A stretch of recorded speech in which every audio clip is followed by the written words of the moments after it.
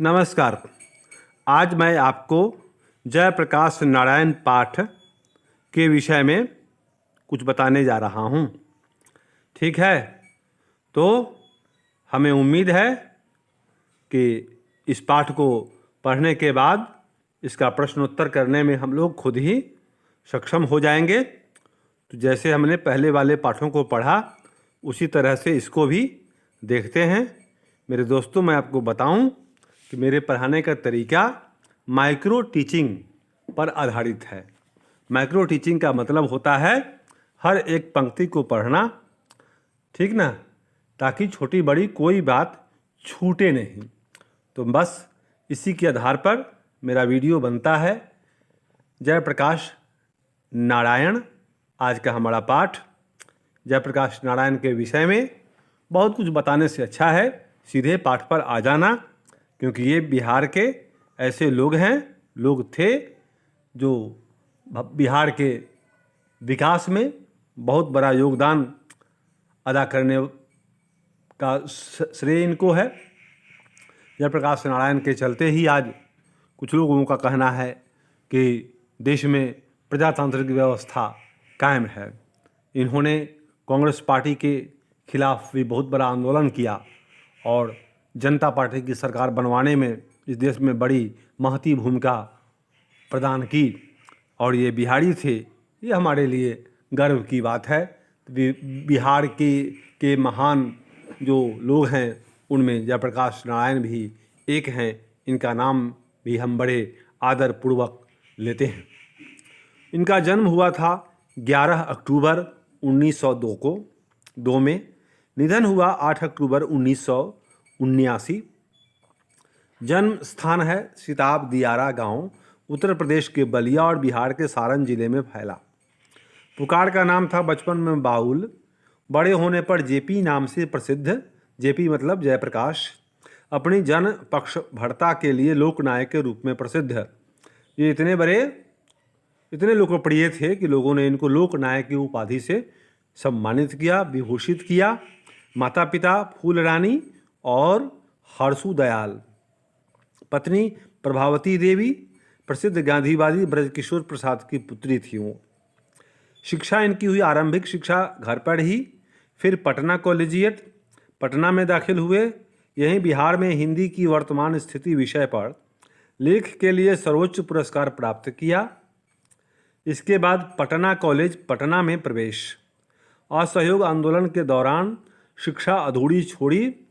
1922 में शिक्षा प्राप्ति के लिए अमेरिका गए।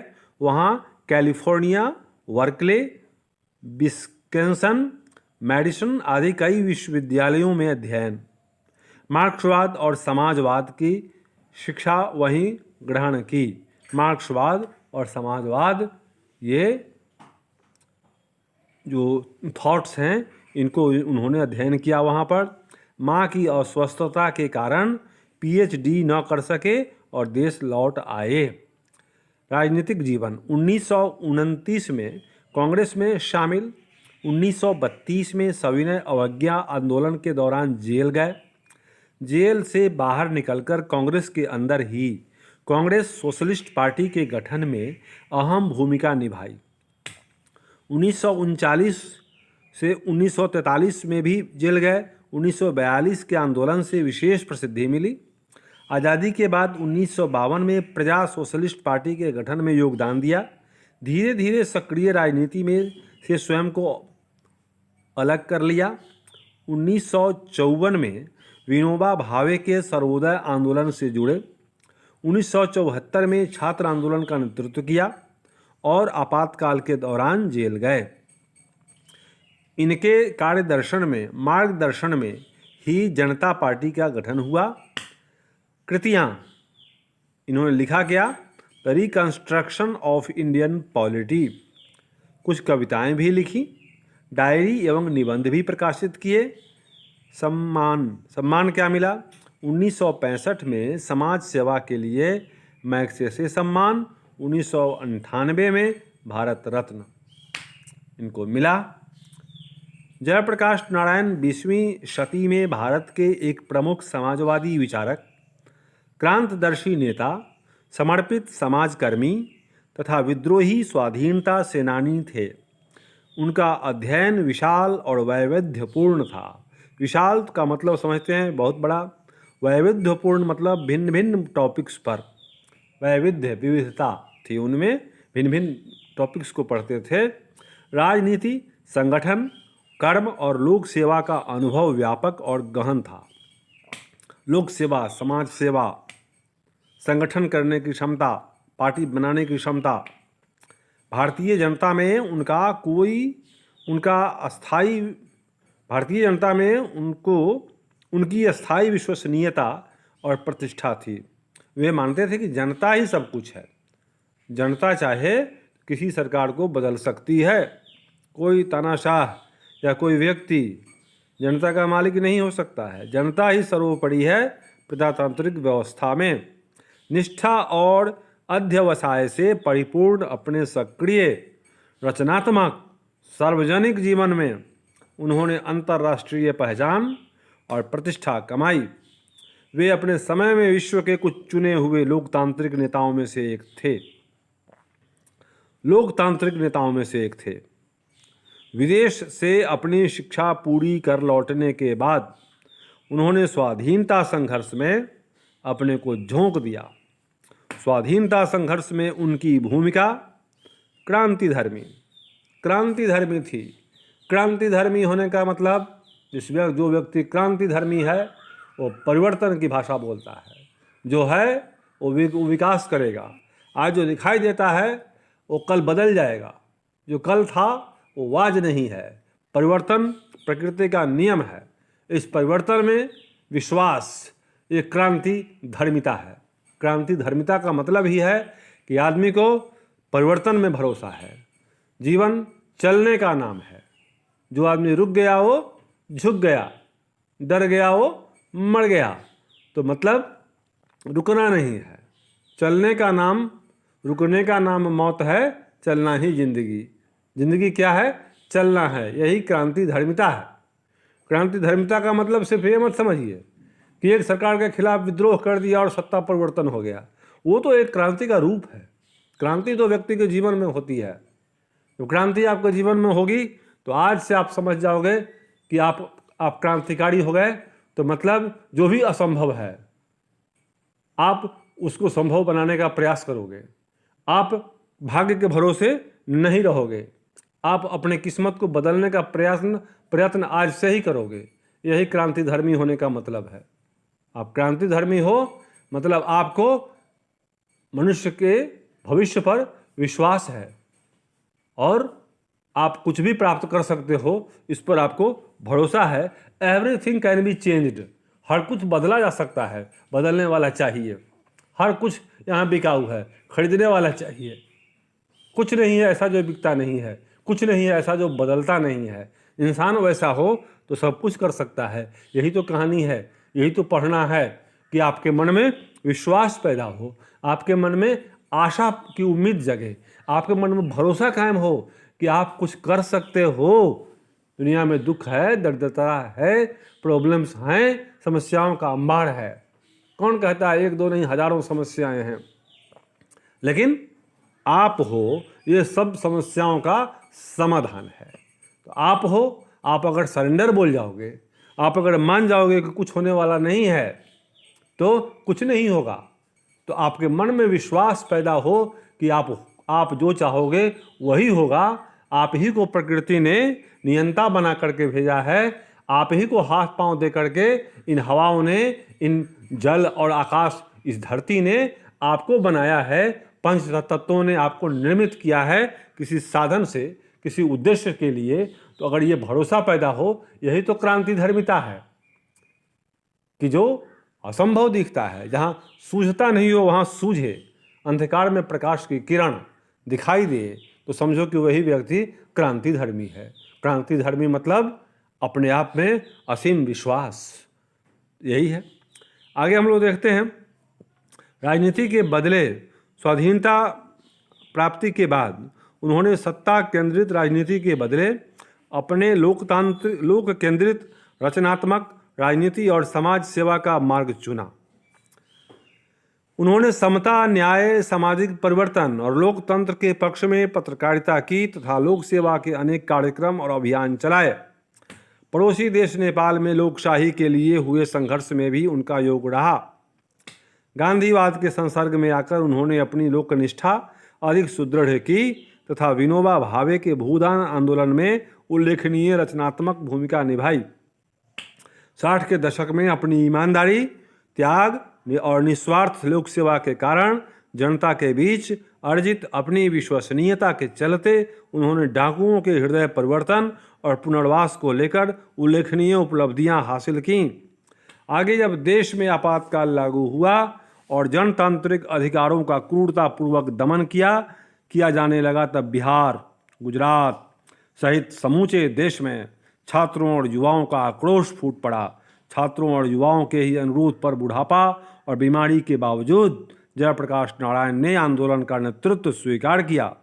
तब आंदोलन ने देखते ही देखते राष्ट्रव्यापी संगठित रूप धारण किया।